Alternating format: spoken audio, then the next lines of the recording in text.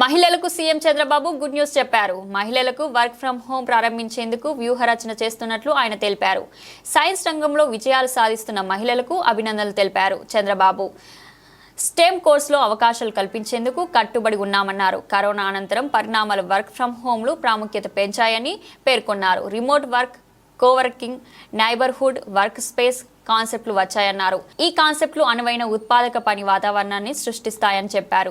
ఈ కాన్సెప్ట్లు వ్యాపారస్తులు, ఉద్యోగులకు మంచి ఫలితాలు అందిస్తాయని సీఎం చంద్రబాబు అన్నారు. ఇవన్నీ మెరుగైన పని, జీవిత సమతుల్యత సాధించేందుకు సహాయపడతాయన్నారు. ఏపీలో అర్థవంతమైన మార్పుల దిశగా వీటిని వాడుకునేందుకు యోచన చేస్తున్నట్లు చంద్రబాబు తెలిపారు. రాష్ట్ర IT and GCC policy 4.0 game changer కానుందన్నారు.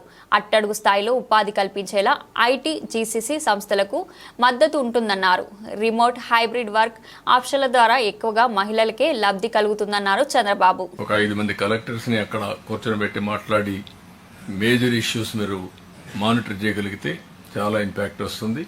Ultimate గా మనం ఈరోజు చేసేది మన జీవితంలో ఒక సాటిస్ఫాక్షన్ ఉంటుంది. ఈ విషయం మనం గుర్తుపెట్టుకోవాల్సిన అవసరం ఉంది. ఈరోజు ఒక మాటలో చెప్పాలంటే వండర్ఫుల్ ఎక్స్పీరియన్స్ నాకు కూడా. ఇన్నేళ్లు నేను సీఎంగా ఉన్నా, ఇన్నిసార్లు నేను రాజకీయాల్లో ఎన్నోసార్లు పనిచేసిన, ఈరోజు ఒక నూతనమైనటువంటి అనుభూతి కానీ ఉత్సాహం. మనం చేసిన పనుల యొక్క ఫలితాలు ఒక్కొక్క డిపార్ట్మెంట్ మాట్లాడినప్పుడు నాకు పీస్ మీల్గా బాగా చేసామనిపిస్తుంది. కానీ ఈరోజు మనం చూసిన తర్వాత చాలా డిపార్ట్మెంట్లో మనం చేసిన పనుల యొక్క రిజల్ట్స్ కనపడుస్తున్నాయి. ఇది బిగినింగ్ మాత్రం. ఇంకా భవిష్యత్తులో ఇంకా బ్రహ్మాండమైన రిజల్ట్స్ వచ్చే పరిస్థితి వస్తుంది.